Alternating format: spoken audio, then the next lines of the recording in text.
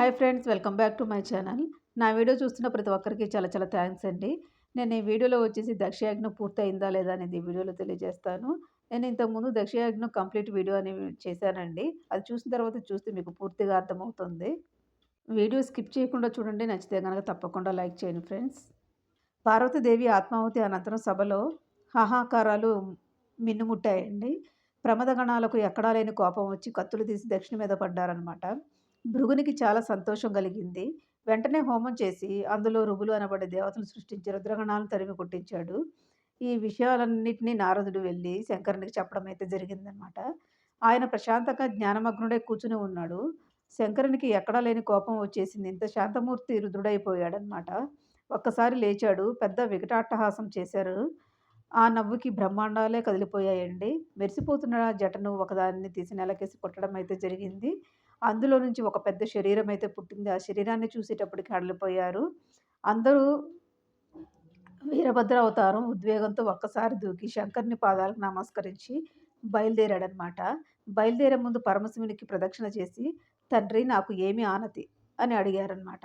సతీదేవి శరీరాన్ని విడిచిపెట్టింది. దక్షయజ్ఞాన్ని ధ్వంసం చెయ్యి అన్నాడు శంకరుడు. వీరభద్రుడు ఒక పెద్ద శూలం పట్టుకుని బయలుదేరాడు. ఆయనతో ప్రమదగణాలన్నీ వచ్చేస్తున్నాయి. ఆ శబ్దాన్ని యాగంలో ఉన్నటువంటి వారు అందరూ విన్నారు. దక్ష ప్రజాపతి భార్య ఉపద్రవం వచ్చేసింది అనుకుంది. వీరభద్రుడు రుద్రగణాలతో కలిసి యజ్ఞ మంటపాలన్నింటినీ పడగొట్టేశాడు. పిమ్మట నందీశ్వరుడు భృగువు దగ్గరకు వెళ్ళాడు. ఆనాడు సభలో శంకరనింద జరుగుతుంటే కళ్ళు ఎగరవేసిన వాడివి నువ్వే కదా! ఇప్పుడు తగిన శిక్ష అనుభవిస్తావు అని చెప్పేసి తన బొటనవ్రేలుతో 2 కళ్ళు ఉత్తరించేశాడండి. అప్పుడు భృగుని కళ్ళు ఊడి కింద పడిపోయినాయన్నమాట. పూష అనే సూర్యుడు ఉన్నాడు. ఏమయ్యా, నువ్వు శంకరనింద జరుగుతుంటే పెద్దగా నోరు తెరిచి నవ్వావు. ఇప్పుడు నీకు శిక్ష చూడు అని చెప్పేసి గట్టిగా పట్టుకొని నోటిని 2 దవడలు తెరిచి పళ్ళు పీకేశారనమాట అండి.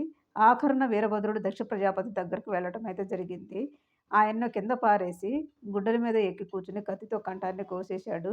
చిరిపోయాడు. కంఠం తెగపోయేసరికి దక్షుని శరీరం అంతా మంత్రపూరితమైపోయి ఉంది. ఎలా తుంచాలా అని ఆలోచించాడు. ఈ దుర్మార్గుడు శివనింద చేసినందుకు యజ్ఞ పశువు శరీరాన్ని ఎలా తుంచేస్తామో అలా తుంచేస్తాను అని గుండెల మీద కుడికాలు వేసి తొక్కిపట్టి తోటకూర కాడని తిప్పేసినట్లు కంఠాన్ని తిప్పేసి ఊడబెరికి దానిని తీసుకువెళ్ళి యజ్ఞంలో వెలుగుతున్నటువంటి అగ్నిహోత్రంలో పారవేశారనమాట. ఈ శిరస్సు యజ్ఞంలో కాలిపోతుంది. తలలేని మొండెం ఉండిపోయిందనమాట దక్షునికి. అక్కడ వాళ్ళని రక్షించిన వాళ్ళు ఎవరూ లేరు. శివనింద ఎంత ప్రమాదకరమో, భగవంతుని యందు భేదదృష్టి ఎంత ప్రమాదకరమో వ్యాసుల వారు జాతి భిక్ష పెట్టి చెప్తున్నారు. మనం ఈశ్వరుణ్ణి ఒక్కడిగా చూడటం నేర్చుకోవాలి. లేకపోతే పాడైపోతాము. అప్పుడు అందరూ కలిసి బ్రహ్మంగారి దగ్గరికి వెళ్ళి, అయ్యా, పాపకర్మ చేశాము, దానివలన ఇంత ఉపద్రవం వచ్చింది, ఏం చేయమంటావు అని అడిగారు. అప్పుడు బ్రహ్మంగారు పరమేశ్వరుడికి, యజ్ఞంలో హవిసులు లేకుండా యజ్ఞం చేశారా?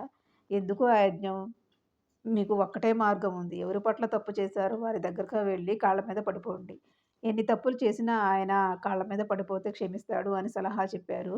అప్పుడు వాళ్ళు, మాతో నీవు కూడా రావాల్సిందని ప్రార్థించారు. సరే పదండి అని చెప్పేసి బ్రహ్మంగారు వీరిని తీసుకొని కైలాసం వెళ్ళటం అయితే జరుగుతుంది.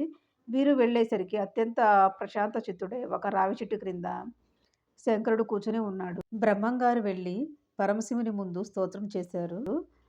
అయ్యా, తెలియక నీ పట్ల దోషం చేశారు. నువ్వు సాక్షాత్తు పరబ్రహ్మవు. సృష్టి, స్థితి, లయలు ఈ 3 నీ యందు జరుగుతూ ఉంటాయి.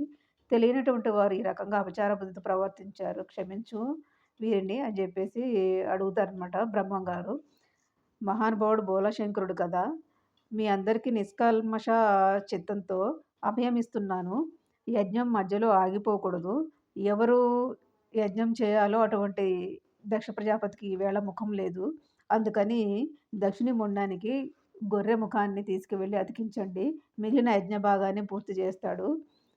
పూష తాను ఏదైనా తినాల్సి వచ్చినప్పుడు యజమాని దంతాలతో తింటాడు. భృగునికి నేత్రాలు ఇస్తాను, కానీ ఇక నుంచి తాను తినవలసినటువంటి హవిసులు భృగునికి కనపడతాయి. ఎవరెవరు దెబ్బలు తిన్నారో, ఎవరెవరు అంగవికలురు అయ్యారో వాళ్ళందరికీ తిరిగి స్వాస్థ్యమును ప్రసాదిస్తున్నాను.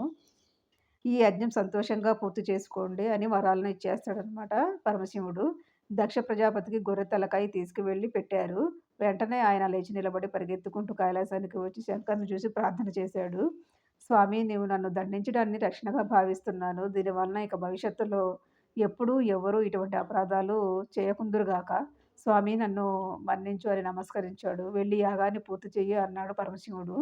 తర్వాత దక్ష ప్రజాపతి తన యజ్ఞాన్ని పూర్తి చేసి శ్రీమన్నారాయణ స్తోత్రం చేసి అప్పుడు ప్రత్యక్షమయ్యారనమాట. స్వామి నువ్వు యజ్ఞకర్తవే అని నమస్కరించాడు. ఎవరు దక్ష యజ్ఞం ధ్వంసాన్ని చదువుతున్నారో వారికి తుటతుద ఊపిరి తీస్తున్నప్పుడు ఈశ్వానుగ్రహం కలిగి శివనామమును చెప్తూ కైవల్యం పొందగలరు.